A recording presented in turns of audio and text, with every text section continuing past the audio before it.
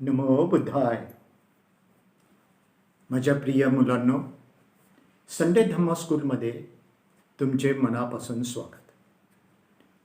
My dear children, welcome to Sunday Dhamma school. मुलांनो, आतापर्यंत आपण काय काय शिकलो ते आपण थोडक्यात पाहू आणि ते ओळीने आपल्याला करायचंच आहे. आणि ते केल्यानंतर आज काय शिकायचं ते आपण बघू. मुलांनो, आपण 3 रत्न म्हणजे ट्रिपल चेन बुद्ध धम्म संघ यांना आपण काय केलं? पहिल्यांदा वंदन केलं. We pay homage to triple chain. नंतर काय केलं? 3 रत्नांना आपण शरण गेलो. We take refuge in triple chain. नंतर काय केलं? पंचशील 5 मॉरल प्रिसेप्ट्स यांचं ग्रहण केलं.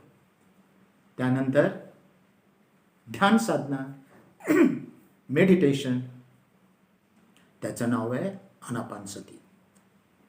त्यानंतर काय केलं आपण? ज्यावेळेस आपलं मन शांत झालं, पीसफुल झालं, मग आपण मंगलमैत्री केली, loving kindness.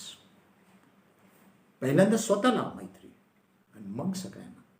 First you have to give metta to yourself first and to all beings. त्यानंतर काय केलं आपण?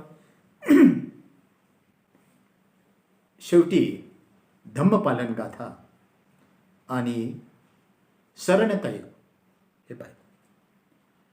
मुलांनो, आपला जो भारत आहे, तर भारताचा स्वातंत्र्य दिन म्हणजे इंडिपेंडन्स डे कधी असतो? बरोबर, 15 ऑगस्ट.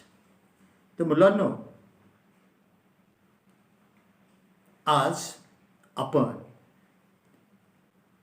भारताच्या, आपल्या देशाचा राजमुद्रा आणि आपला ध्वज म्हणजे इंडियन फ्लॅग याच्याबद्दल थोडक्यात माहिती घेणार आहोत. ठीक आहे, तर आपण आता सुरुवात करूया.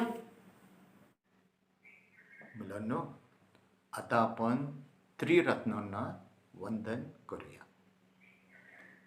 हात जोडा आणि मी पालीमध्ये म्हणेल, माझ्या मागोमाग तुम्हाला म्हणायचं आहे. ठीक आहे? Now you follow me and repeat after me. अरहं सम्मा संबुद्धो भगवा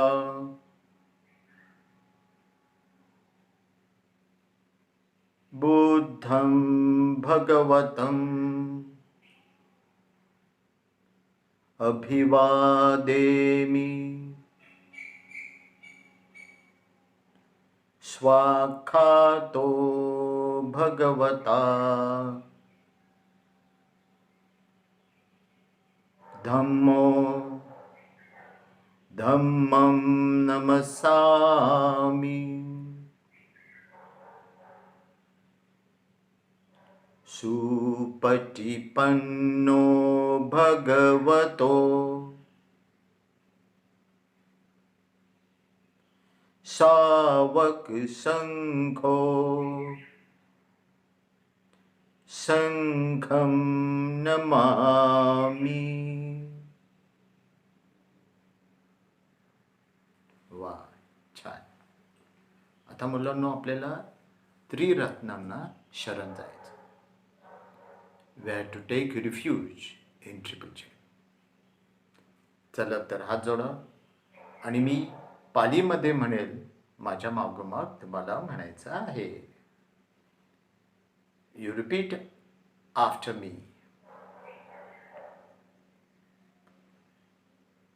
बुद्धं शरणं गच्छामि.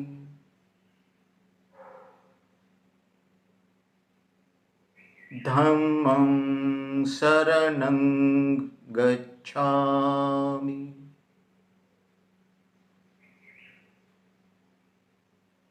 संघं शरणं गच्छामि।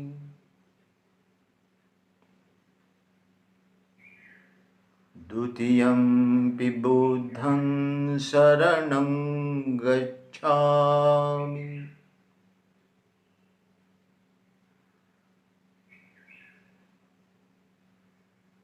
द्वितीयंपि धम्मं शरणं गच्छामि।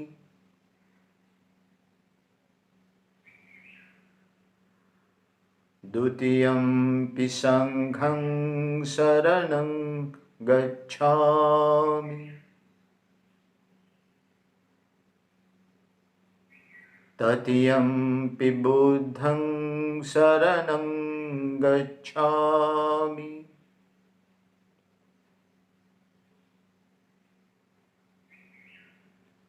तृतीयंपि धम्मं शरणं गच्छामि।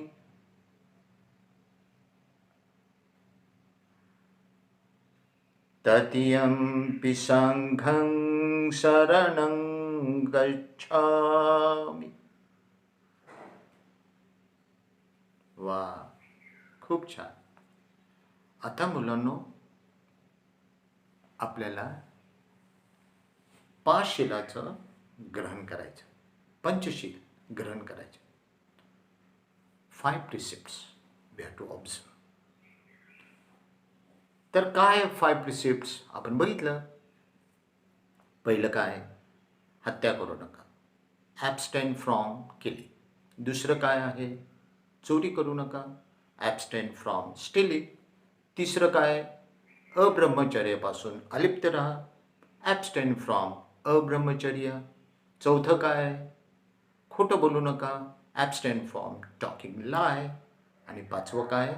नशापता करू नका, abstain from taking intoxicating drinks and drugs. आलं लक्षात? आता हात जोडा आणि पालीमध्ये मी म्हणेल तर माझ्या मागोमाग तुम्हाला म्हणायचं आहे.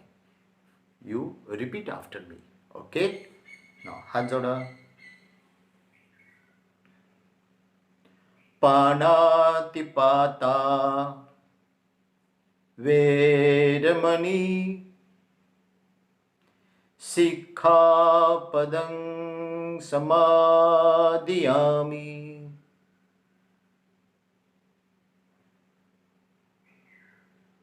अदिन्नादाना वेरमणि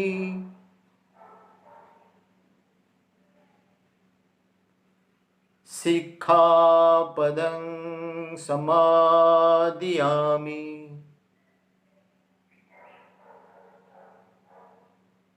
अब्रह्मचर्या वेरमणि सिक्खापदं समादियामि.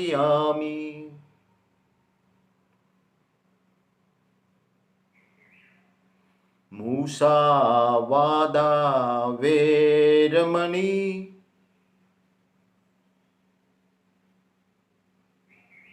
सिक्खापदं समादियामि.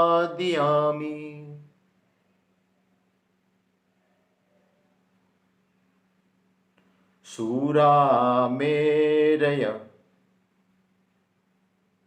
मज्ज पमादठाना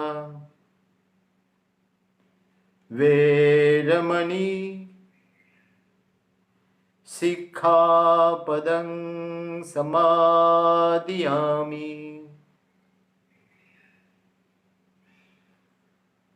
साधु साधु साधु. वा वा, खूप छान. मुलांनो, आता आपल्याला हे जे 5 शिले ते आपल्या जीवनाचा पाया आहेत. They are the foundation of our life. म्हणून त्यांचं पालन करणं खूप आवश्यक आहे. मागच्या वेळेस तुम्हाला एक क्लू दिला होता. तर हे कसं तर सगळ्यात प्रथम तुम्ही चौथं शील पाळायला सुरुवात करायची, म्हणजे सत्य बोलायचं. Always speak truth. आणि मधुभाषी, स्पीक लाईक हनी, स्वीट हनी. आता आपल्याला ध्यान करायचं. मागच्या वेळेस मी तुम्हाला सांगितलं होतं कोणतं कोणतं ध्यान आहे, काय नाव आहे त्याचं? बरोबर, आनापान सती. आनापान सती हा पाली शब्द आहे. आत येणारा श्वास, बाहेर जाणारा श्वास आणि त्याच्या प्रती अवेअर, सतर्क, जागृत. आता हे ध्यान कसं करायचं ते मागे तुम्हाला सांगितलं होतं. ते आता मी परत थोडक्यात तुम्हाला सांगतो आणि मग आपण ध्यान करूया. ठीक आहे? काय करायचं मुलांनो? मांडी घालून बसायचं. कसं बसायचं? सुखासन. मान, पाठ, कंबर सरळ ठेवायची. तोंड बंद करायचं, हळूवार. डोळे अलगद बंद करायचे. चष्मा असेल तर काढून ठेवायचं आहे. आणि ज्यावेळेस तोंड बंद असेल तर श्वास कुठून चालतो? नाकातून. तर नाकातून येणाऱ्या आणि जाणाऱ्या श्वासाकडं पूर्ण लक्ष द्यायचं. आलं लक्षात? What you have to do? Sit in folded legs in a comfortable position, but keep your back, neck straight, and close your mouth, close your eyes. If you are wearing glasses, please keep it on one side. And when your mouth is closed, respiration will go through the nose only. So you have to pay attention at the door, at the nostrils. आलं लक्षात? चला तर मग आपण आता ध्यान करूया. मी तुम्हाला सूचना देईल, इन्स्ट्रक्शन्स देईल आणि त्याबरोबर त्याप्रमाणे तुम्हाला ध्यान करायचं आहे. ठीक आहे? चला तर मग हात जोडा. नमो तस्स भगवतो अरहतो सम्मा सम्बुद्धस्स. नमो तस्स भगवतो अरहतो सम्मा सम्बुद्धस्स. नमो तस्स भगवतो अरहतो सम्मा सम्बुद्धस्स. चला मांडी घालून बसा. सुखासनात बसा. मान, पाठ, कंबर सरळ ठेवा. चष्मा काढून ठेवा. हळूवार तोंड बंद करा. हळूवार डोळे बंद करा. कोणतंही ताण घ्यायचं नाही. ठीक आहे? आणि सारं लक्ष नाकाच्या 2 दरवाजांवर, नाकाच्या नाकपुड्यांवर आत येणारा श्वास आणि बाहेर जाणारा श्वास. Now boys, children, sit in folded legs in a very comfortable posture. Keep your back and neck straight. Close your mouth gently. Close your eyes gently. If you are wearing glasses, keep the glasses on one side. Now, as the mouth is closed, so definitely the respiration will go through the nose only. So you have to pay attention, entire attention at the nostrils, the door of the nose. जोपर्यंत मी सांगत नाही तोपर्यंत डोळे उघडायचे नाहीत. Do not open your eyes until I tell you. आत येणारा श्वास आणि बाहेर जाणारा श्वास, सारं लक्ष श्वासाकडे. Pay your entire attention at the nostrils. शांत. आत येणारा श्वास आणि बाहेर जाणारा श्वास. Incoming breath and outgoing breath. सारं लक्ष नाकाच्या 2 दरवाजा.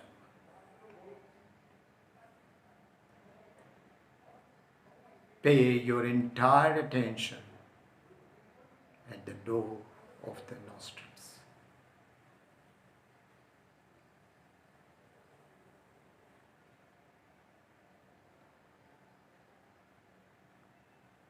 आत येणारा श्वास आणि बाहेर जाणारा श्वास नैसर्गिक श्वास, नॅचरल श्वास, नॅचरल ब्रीथ.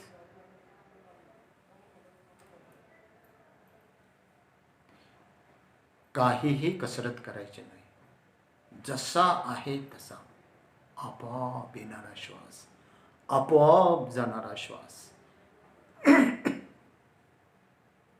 आपण बसलो तरी श्वास चालू आहे, चाललो तरी श्वास चालू आहे. तो जो येणारा आपोआप येणारा श्वास नैसर्गिक श्वास. While you are sitting, breathing is going on. While you are walking, while you are sleeping, the breath is going on. So, the same sort of natural breath you have to observe. Don't do anything. काहीही करायचं नाही. सारं लक्ष श्वासाकडे. Incoming breath and outgoing breath. शांत. श्वास कसा पाहिजे? स्वाभाविक.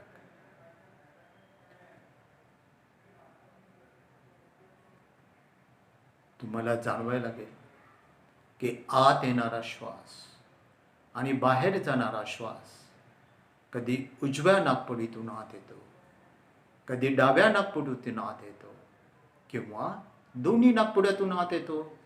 बाहेर जाताना तो उजव्या नाकपुडीतून बाहेर जाईल, किंवा डाव्या नाकपुडीतून बाहेर जाईल, किंवा दोन्ही नाकपुड्यातून बाहेर जाईल. कधी श्वास दीर्घ असेल, कधी ऱ्हस्व असेल, छोटा असेल, कधी जड असेल, कधी हलका असेल. जसा आहे तसा पाहायचा आहे, जाणायचं आहे. The incoming breath may enter through right nostril or left nostril or both. While going out, it may pass through left nostril, right nostril, or both. Sometimes it may be long, may be short, may be heavy, may be light. You don't have to do anything. Observe as it is, as it is. Don't change, don't do anything. Observe as it is.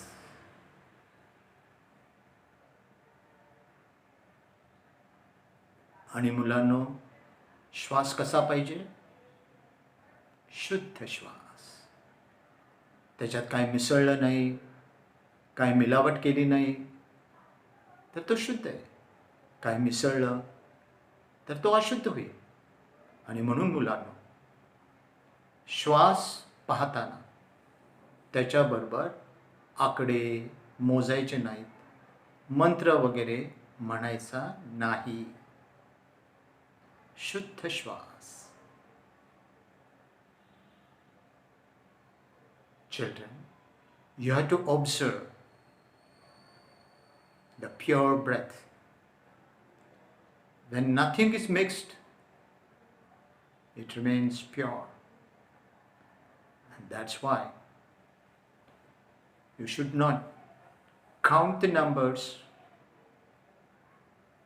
or recite mantra. Only pure breath.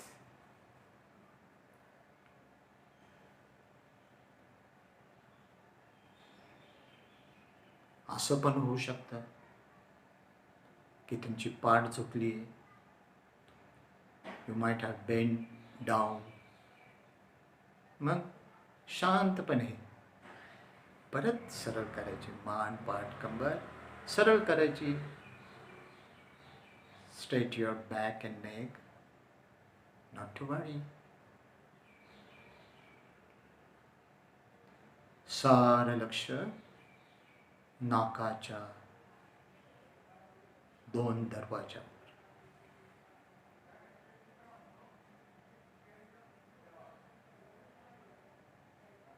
जणू काही दरवाजावर एखादा पहारेकरी बसवलाय. Just watch. पाहायचं नुसतं. जाणायचं. Do nothing. काही करायचं नाही. नुसतं जाणायचं. Just like watchman at the door of the nostril. You have to just watch. Just feel.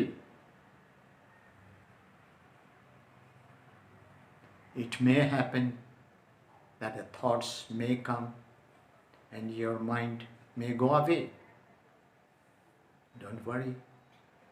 Smilingly, when you understood, bring back your attention at the nostril and observe the incoming breath and outgoing breath. असं पण होतं की मनामध्ये खूप विचार येतात. मन भरकटतं. काही घाबरायचं नाही. शांतपणे लक्षात आलं की मन परत नाकाच्या 2 दरवाजांवर, नाकपुड्यांकडे सारं लक्ष द्यायचं आणि आत येणारा श्वास आणि बाहेर जाणारा श्वास जाणायचा आहे.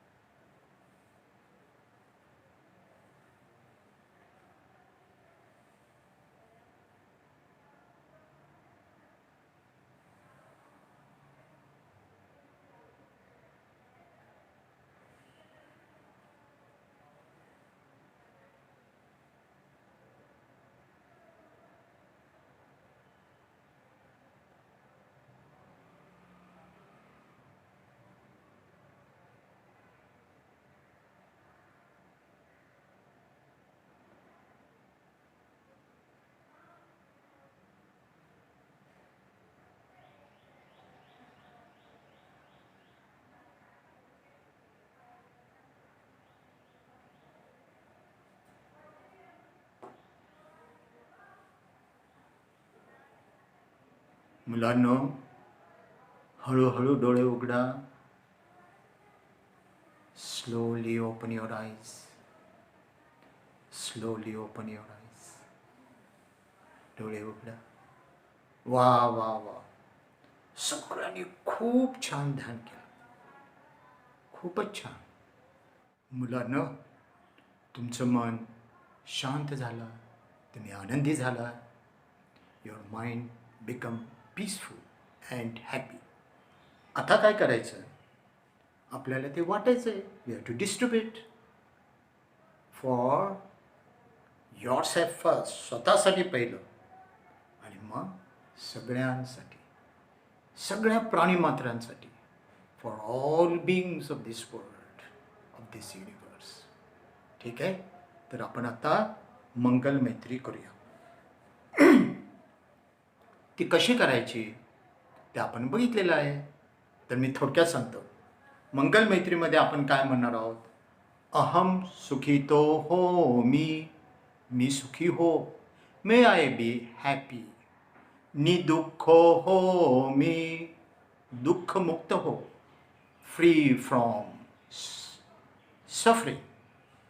अवेरो हो मी वैरमुक्त हो. Free from ill will. अव्यापज्यो हो मी द्वेषमुक्त हो. Free from animosity. अनिघो हो मी क्रोधमुक्त हो. Free from anger. सुखी अत्तानम परिहरामी. मी सुखपूर्वक स्वतःचे रक्षण करो. May I take care of my own happiness. ठीक आहे. तर आता आपण मग पुढची सर्वांसाठी आहे. आता आपण मंगलमैत्री म्हणूया. मी पालीमध्ये म्हणणार आणि तुम्ही माझ्या मागोमाग म्हणायचे. You follow me. ओके. हात जोडा बरं. आणि चला आपण म्हणूया. माझ्या मागे म्हणा. अहम सुखितो हो मी. निदुःखो हो मी. अवेरो हो मी. अव्यापज्यो हो मी. अनिगो हो मी. सुखी अत्तानम परिहरामि. माता पितु आचार्य ज्ञाति समूह सब्बे सत्ता सुखिता होन्तु.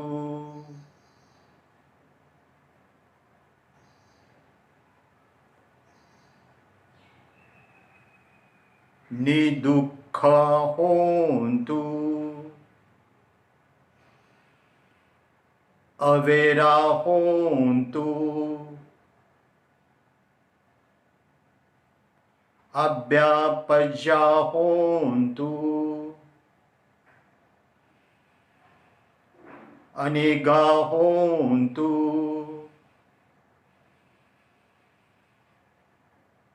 सुखी अत्तानम परिहरन्तु.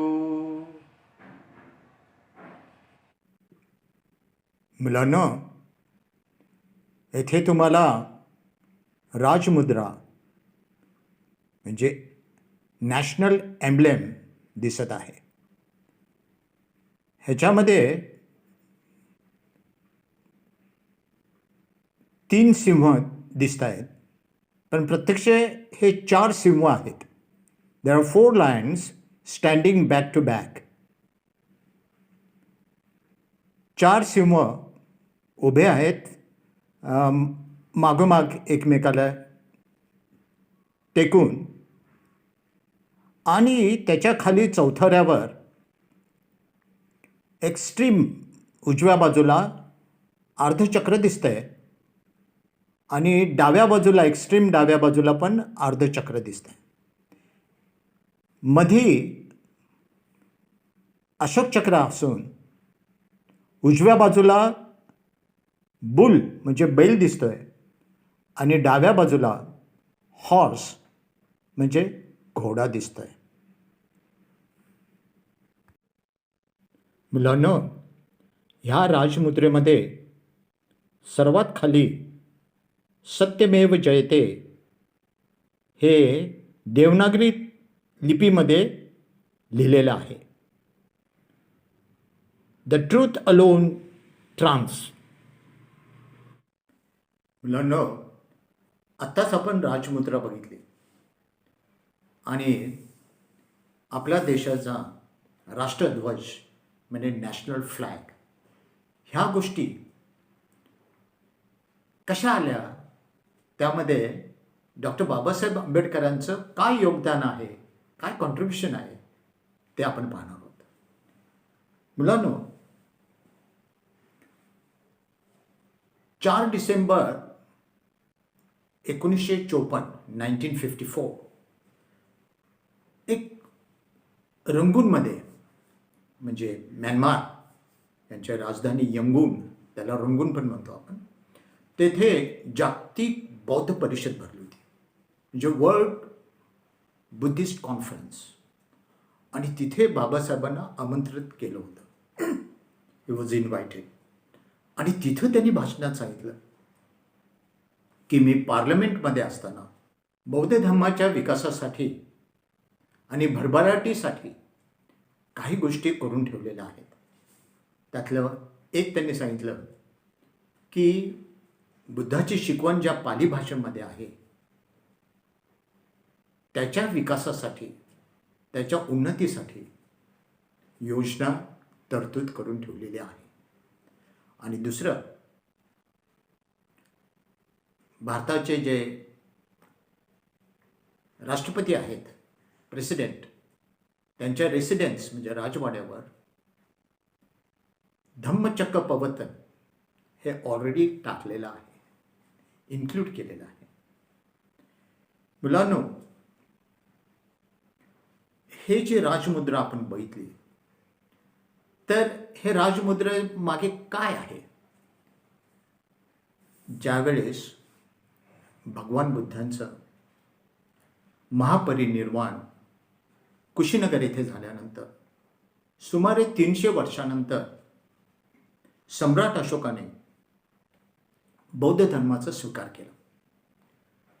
आणि त्यांचे जे टीचर होते महामुगली पुत्ततीस, तर त्यांच्या मार्गदर्शनाखाली त्यांनी बुद्ध धर्माचा खूप भरभराट केली आणि जगभर पसरवलं. सम्राट अशोकांनी काय केलं, तर भगवान बुद्धांच्या आयुष्यात घडलेल्या महत्त्वाच्या घटना त्या ठिकाणी त्यांनी स्तूप बांधले, ते शोधून काढले आणि तिथं स्तूप बांधले. तर त्यातला एक जिथं भगवान बुद्धांनी पहिलं प्रवचन दिलं, ज्याला धम्मचक्र प्रवर्तन म्हणतात, ते मृगदाय वन ऋषिपतन सारनाथ येथे दिलं होतं. आणि म्हणून त्या ठिकाणी त्यांनी विशाल स्तूप बांधला. आणि त्या ठिकाणी अत्यंत महत्त्वाची गोष्ट म्हणजे एक स्तंभ उभा केला. ह्या स्तंभाचं वैशिष्ट्य मुलांनो, तो एका दगडात आहे, एकच दगड आहे आणि त्याच्यामध्ये तो कोरलेला आहे. सँडस्टोन दगडामध्ये तो कोरलेला आहे. तर आता सांगितल्याप्रमाणे वरती 4 सिंह आहेत, 4 लायन्स आर देअर.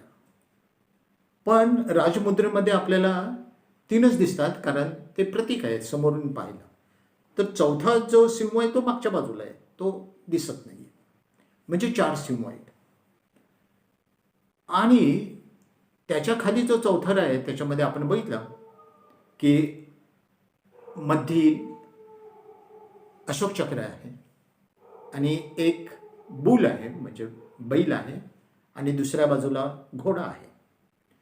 पण मागच्या बाजूला आणखीन 2 प्राणी आहेत. एक आहे हत्ती आणि दुसरा आहे सिंह. मुलांनो, हे जे आकृत्या आहेत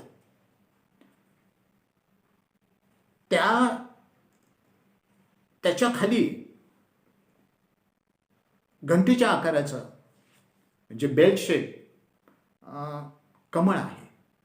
आणि हे सगळं एका स्तंभावर कोरलेलं आहे. ह्या स्तंभाला जी पॉलिश केलेली आहे इतके अप्रतिम आहे की त्याला मिरर पॉलिश इतकं चमकते ते. ह्या स्तंभावर जे 4 प्राणी दाखवलेले आहेत त्यातला आपण बघितला घोडा आहे, सिंह आहे, हत्ती आहे. तर हत्ती हे बुद्धांच्या जन्माचं प्रतीक म्हणून मानलं जातं. घोडा हे त्यांचा आवडता घोडा जो पंथक होता आणि ज्यांच्या सायाने ज्याच्यावर बसून त्यांनी त्याग केला, ग्रहत्याग केला, त्याचं ते प्रतीक आहे. बैल म्हणजे बुल हे त्यांच्या कुळाचं प्रतीक आहे आणि सिंह हे स्वतः बुद्धाचं प्रतीक आहे. सिंहगर्जना म्हणतात ना, तसं आहे.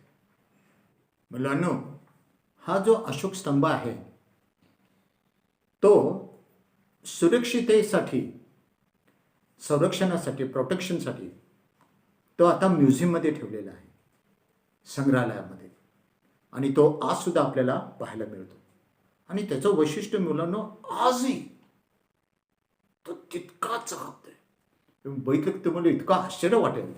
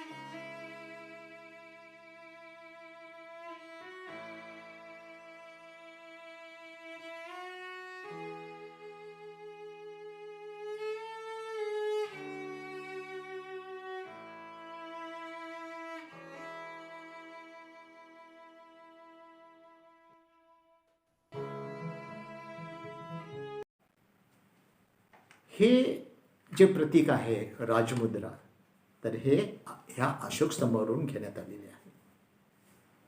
शिवाय हे जे ठिकाण आहे त्याला lion capital of Ashoka Banaras असं पण म्हणतात. तर तुमच्या लक्षात आलं, हे राजमुद्रेचं बाबासाहेबांच्याच प्रयत्नाने आणि त्यांच्याच मुळे ही आपली देशाची राजमुद्रा झाली आहे. मुलांनो, ही राजमुद्रा सगळ्या सेंट्रल गव्हर्नमेंट, स्टेट गव्हर्नमेंट, केंद्रीय सरकार, राज्य सरकार यांच्या ऑफिसमध्ये, नंतर नोटांवर, नंतर कॉईन्सवर, नाण्यांवर, नंतर तिकिटावर, अशा अनेक ठिकाणी तुम्हाला पाहायला मिळेल. आणि तुम्ही पाहिलं पण असतील. पोस्टांच्या तिकिटावर आणि अनेक कामकाजामध्ये, कोर्टाच्या कामकाजामध्ये वगैरे तुम्ही ते पाहिले असतील. आता आपण आपला राष्ट्रीय ध्वज म्हणजे तिरंगा, Indian national flag, try colour, ह्याच्याबद्दल थोडक्यात माहिती घेण्याचा प्रयत्न करूया. मुलांनो, हे आडवे 3 रंग आहेत म्हणून त्याला तीन रंग असं म्हणतात. तर वरती, सगळ्यात वरती केशरी रंग आहे, सॅफ्रॉन, मध्ये व्हाईट, पांढरा आणि खाली हिरवा. तर मध्यभागी पूर्वी चरखा होता, नंतर तो हटवण्यात आला, बाजूला केला आणि त्या जागी बाबांनी अशोक चक्र टाकलं. तर मध्यभागी अशोक चक्र. तर मुलांना आता आपण त्याच्याबद्दल काय सिग्निफिकन्स आहे, काय महत्त्व आहे ते थोडक्यात पाहण्याचा प्रयत्न करूया. तर डॉक्टर सर्वपल्ली राधाकृष्णन यांनी असेंब्लीमध्ये ह्याचं महत्त्व सांगितलेलं आहे ते, आणि इतर बाबी लक्षात घेऊन आपण ह्या रंगाचं, हे जे 3 रंग आहेत त्याच्याबद्दल माहिती घेऊया. तर पहिला जो रंग आहे तो वरच्या बाजूला स्ट्रिप्स आहेत, त्या सगळ्या इक्वल आहेत, ते पट्टे सगळे सारखे आहेत. तर सगळ्यात पहिला जो रंग आहे वरती तो केशरी रंग आहे, सॅफ्रॉन. तो काय दर्शवतो? तर रिनाऊन्सिएशन, सॅक्रिफाईस, स्ट्रेंथ अँड करेज. सर्व त्याग, त्याग, पराक्रम, सामर्थ्य आणि धैर्य. मधला जो पांढरा रंग आहे तो काय दर्शवतो? White colour. It's path to truth and good conduct, honesty and purity. सत्याचा मार्ग, चांगली वागणूक, प्रामाणिकपणा आणि शुद्धता. आणि त्याच्यानंतर जो रंग आहे सगळ्यात खाली, तो रंग आहे हिरवा, green. It shows the relation of soil and life we depend, fertility, prosperity, growth. म्हणजे मातीचे अवलंबित जीवनाचं नातं मातीशी, सुपीकता, सुबत्ता, भरभराट, वाढ आणि जमिनीचे पावित्र्य, हा हिरवा रंग दाखवतो. आता आपल्याला हे जे स्ट्रिप्स आहेत, म्हणजे ज्या पट्ट्या आहेत, त्या इक्वल साईजच्या आहेत. शिवाय त्याचे विड्थ अँड लेंथ, म्हणजे लांबी आणि रुंदी याचं गुणोत्तर ठरवलेलं आहे. ते 2 to 3 आहे. म्हणजे 2:3 हे गुणोत्तर आहे. म्हणजे 2 फूट जर त्याची विड्थ असेल तर 3 फूट त्याची लांबी आहे. 2:3 हे गुणोत्तर ठरलेलं आहे. आणि मध्यभागी ब्लू कलरमध्ये, नेव्ही ब्लू कलरमध्ये अशोक चक्र प्रस्थापित केलेलं आहे. सेम त्या पट्टीच्या आकाराचंच. तर त्याच्यामध्ये 24 आरे आहेत. तो जो ब्लू कलर आहे ना, तो काय दर्शवतो? स्काय, म्हणजे आकाश. आणि दुसरं काय तो दर्शवतो? ओशन. ब्लू कलर काय दर्शवतो? ओशन, सागर. तर असं म्हणतात की ह्याचं डिझाईन, म्हणजे त्याचा जो आकार, रंग वगैरे हे सगळं कुणी केलं? तर पिंगली व्यंकय्या यांनी ह्याचं डिझाईन केलेलं आहे. मुलांनो, ह्याच्यामध्ये आपल्याला माहिती आहे की अनेक त्याच्यावर नियम आहेत की हा तिरंगा कधी फडकवायचा, कधी उतरवायचा, कधी तो वापरायचा, कसा वापरायचा, ह्याचे सर्व नियम दिलेले आहेत. आपण आता धम्माच्या दृष्टीने बघायचा प्रयत्न करूया की त्याच्यामध्ये ज्या 24 आऱ्या आहेत किंवा 24 spokes are there in this Ashoka wheel. हे 24 कसे आले? तर ह्याचा थोडासा विचार करताना खरं तर नक्की माहिती मिळवता आली नाही आता आणि ऑथेंटिक माहिती नाही आहे. पण धम्माच्या अभ्यासातून जर विचार केला तर मुलांना असं पाहण्यात येतं की ज्यावेळेस भगवान बुद्ध म्हणजे सिद्धार्थ गौतम बोधिवृक्षाखाली बसले ध्यानस्थ, तर रात्र संपायच्या वेळेस प्रहरी त्यांना बोधी प्राप्त झाली. He got enlightenment. तर त्यांना ज्ञान प्राप्त झालं. तर हे जे ज्ञान प्राप्त झालं ते काय त्यांना लक्षात आलं आणि काय त्यांना मिळालं? तर ते आहे पटिच्च समुत्पाद. तर पटिच्च समुत्पाद हा आपल्या दृष्टीने फार महत्त्वाचा धम्माचा भाग आहे. तर पटिच्च समुत्पादमध्ये तुम्हाला असं लक्षात येईल की हे बुद्ध काय बघत होते की दुःखाचं काय कारण आहे. तर पटिच्च समुत्पादाचं बेस असा आहे की ह्या विश्वात, या जगात घडणाऱ्या ज्या घटना आहेत त्याच्यामागे कारण आहे. ती घटना घडल्यानंतर त्या पुढच्या घटनेला ते कारण बनतं. म्हणजे कारणाशिवाय काही घडत नाही. whatever exists or whatever become, whatever material become, there is some reason is there. आणि whatever the material or which has been produced, it becomes the reason for another whatever is produced or matter. तर ह्याचं जर आपण थोडक्यात एक उदाहरण घ्यायचा प्रयत्न केला तर पाणी आहे. आता ह्या पाण्याचं जर आपल्याला बर्फ करायचा असेल तर काय करावं लागेल? त्याला थंड करावं लागेल. म्हणजे 0 डिग्रीपर्यंत जर त्याला थंड केलं तर त्याचा बर्फ होईल. म्हणजे पाण्याचा बर्फ होण्यासाठी कारण काय आहे? थंड हवा, cool. Now you want to convert the water into ice, what you need to cool it down. So the reason is cooling. If you don't want ice, तुम्हाला जर बर्फ नको असेल तर त्याला थंड करू नका.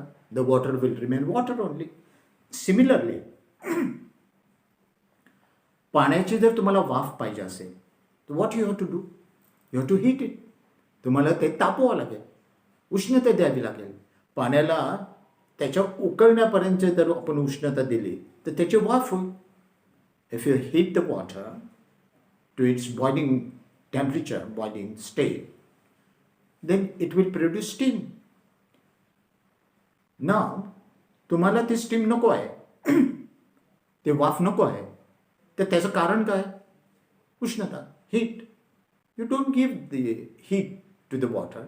पाण्याला उष्णता देऊ नका, पाणी पाणी राहील, त्याची वाफ होणार नाही. तर बुद्ध जेव्हा हे पाहत होते की दुःख आहे, त्याला काय कारण आहे, तर त्यांना एक पूर्ण साखळीच, पूर्ण चेन लक्षात आली आणि त्यालाच पटीच्य समुत्पाद म्हणतात. तर सगळ्यात पहिलं कारण काय आहे दुःखाचं? तर अविद्या, इग्नोरन्स. ह्या इग्नोरन्स काय की माणसाला अविद्या असलं की भ्रमातच आहे, त्याला कळतच नाही काय खरं आहे, काय खोटं आहे, काय सत्य आहे, काय चांगलं, काय वाईट, काय कुशल, काय अकुशल. हे न कळल्यामुळे तो काय करतो? प्रतिक्रिया करतो.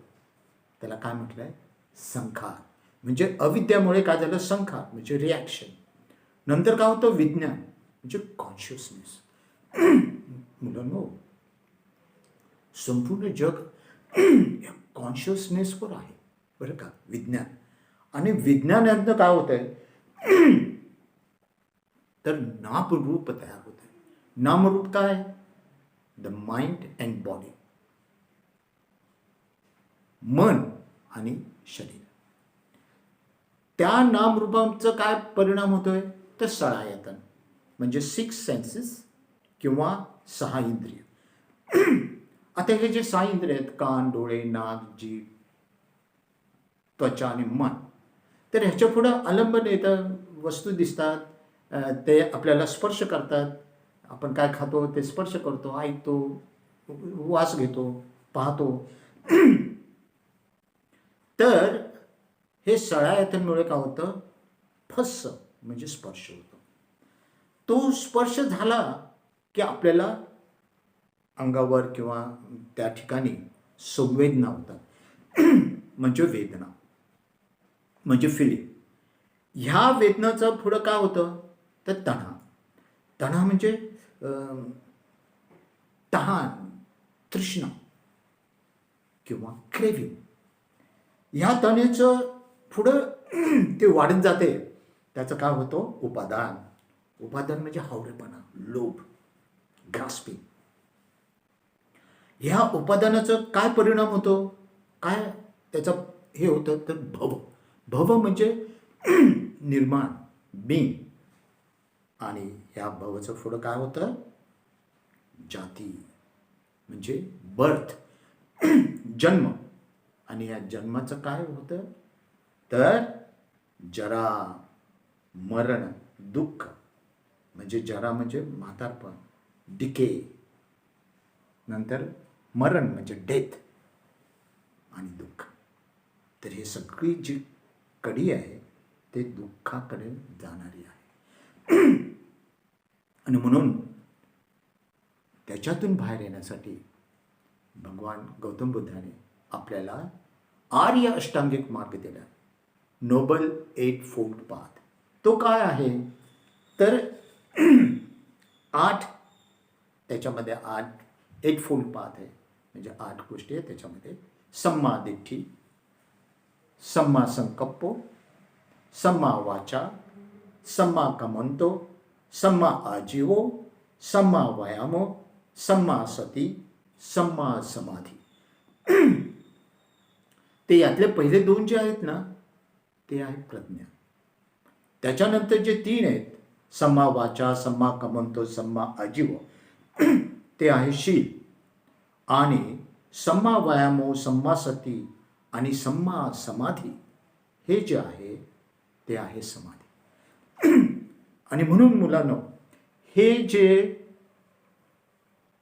अष्टांगिक मार्ग आहे तो 3 ह्याच्यामध्ये विभागला गेला. म्हणजे पहिलं काय, शील, दुसरं समाधी आणि तिसरं प्रज्ञा. आता हे जे शील आहे तर आपण घेतोच आहे पंचशील, 5 प्रिसेप्ट्स, तर तो तर पाया आहे. आणि त्याच्यानंतर काय, जर घराचा जर आपण विचार केला तर घराचा पाया मजबूत पाहिजे, तर शील हे त्याचा पाया आहे. आणि त्याच्या ज्या भिंती आहेत ते समाधी आहे. आपण करतोय समाधी म्हणजे मेडिटेशन, ध्यान. आणि काय नाव आहे त्याचं, येस, आनापानसती. आणि हे 2 केल्यानंतर तुम्हाला विस्डम म्हणजे खरं ज्ञान होणार आहे. ते त्याचं छत आहे, खरं ज्ञान. खरं ज्ञान झालं की तुम्हाला कळणार आहे काय सत्य आहे, काय खरं आहे, काय खोटं आहे, काय चांगलं आहे, काय वाईट आहे. आणि तुम्ही दुःखातून बाहेर येऊ शकता. मुलांनो, हे पहिल्या रात्री संपताना बुद्धांना पटीच्य समुत्पाद ह्याची माहिती झाली आणि ते बुद्ध झाले. त्याच्यानंतर 7 आठवडे त्यांनी ह्याच ध्यानाच्या माध्यमात राहून विचार केला आणि अभ्यास करून त्याचं विश्लेषण खोलात जाऊन विश्लेषण करत राहील. तर 4थ्या आठवड्यामध्ये, ज्याला की आपण रतनघर म्हणतो, तिथं त्यांना पठाणचं ज्ञान झालं. पठाण म्हणजे त्याच्यामध्ये ते 2 शब्द आहेत, एक तर प आणि ठाण. प म्हणजे प्रत्यय किंवा कारण, आणि ठाण म्हणजे स्थान. म्हणजे ते कारण जे आहे त्याचं ते स्थान झालं. तर त्याचा विचार करता करता त्यांना असं लक्षात आलं की आपले जे इंद्रिय आहेत, 6 इंद्रिय, त्यांचं आलंबन आहे, त्याच्या पुढे त्याच्या विज्ञान आहे, त्याच्यावर परिणाम होतात, ते हे होतं. तर ह्याचा सखोल अभ्यास करताना त्यांच्या पुढं ते जे 12 कडी होती, त्या 12 कडीच्या वाढत जाऊन 24 कडी झाली. आणि हेच सम्राट अशोकाने लक्षात घेऊन आपल्या चक्रावर 24 आर्या टाकलेल्या असाव्यात असं निदर्शनात येते. मुलांनो, हे जे व्हील आहे ह्याला धम्मचक्र म्हटलेलं आहे. आणि बुद्धांनी सारनाथमध्ये ह्या धम्मचक्राला गती दिली.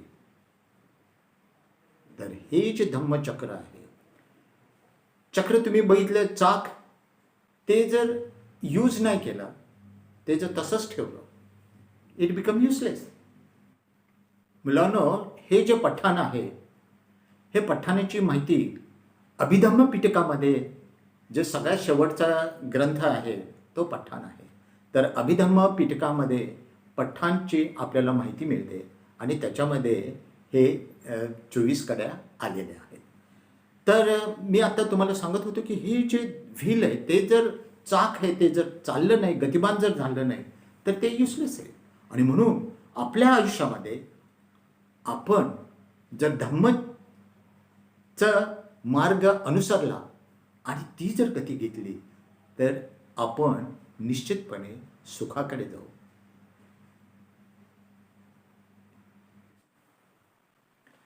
आता आपण धम्मपालन गाथा आणि शरणतय म्हणूया. तर हात जोडा आणि माझ्या मागोमाग म्हणा. रिपीट आफ्टर मी. सब पापस्य अकरणं कुशलस्य उपसंपदा सच्चित्त पर्योदपनं एतं बुद्धानुशासनं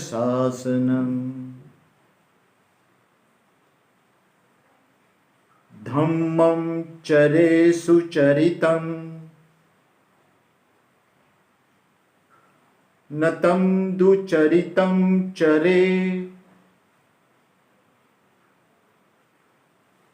धम्मचारी सुखं सेति अस्मिन् लोके परमि च न तावता धम्मधरो यावता बहुभासति यो च अपम्पि सुत्वान् धम्मं कायेन पश्यति सवे धम्मधरो होति यो धम्मं न पम्मजति नत्थि मे शरणं गय्यं बुद्धो मे शरणं वरन् एतेन सच्चवचेन होतु मे जयमङ्गलं नत्थि मे शरणं गय्यं धम्मो मे शरणं वरन् एतेन सच्चवचेन होतु मे जयमङ्गलं नत्थि मे शरणं गय्यं संघो मे शरणं वरन् एतेन सच्चवचेन होतु मे जयमङ्गलं साधु साधु साधु.